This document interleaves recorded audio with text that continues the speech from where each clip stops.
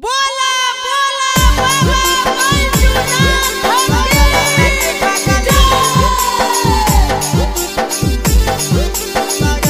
Mix by नंदन यादव।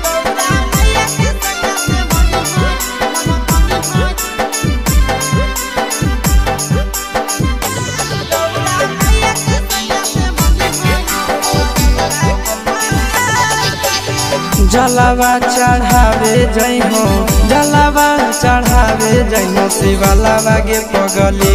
गहुरा मैया के सैया से मंगी होई है पगलवा गे पगली गहुरा मैया के सैया से मंगी होई है पगलवा गे पगली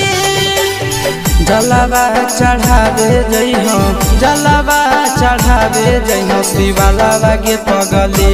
गहुरा मैया के सैया से मंगी होई है पगलवा गे पगली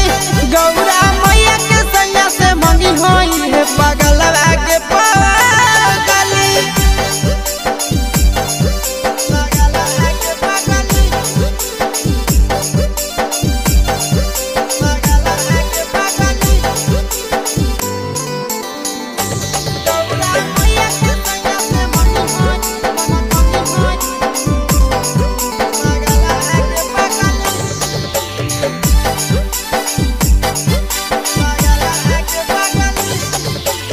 सावनों में कदी है भोले बाबा के ढायनावा सातो जन्म हमरे के मानी है सजनावा सावनों में कदी है भोले बाबा के ढायनावा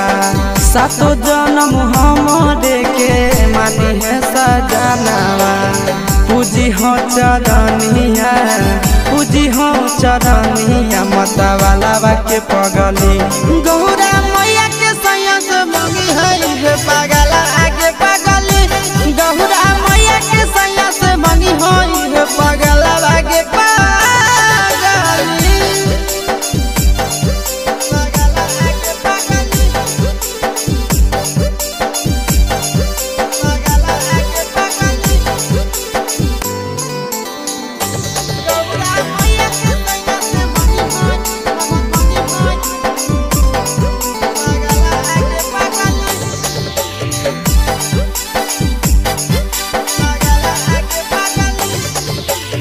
सावन के पहिला तो मारी भूखल रही हो दिलावा के बतिया भोले बाबा जी से कही हो सावन के पहिला तो मारी भूखल रही हो दिलावा के बतिया भोले बाबा जी से कही हो बतिया चिंटू आशीष के बतिया तू रखी हो खाया लावा गे पगली गहुरा मैया के सैया से मंगी होई है।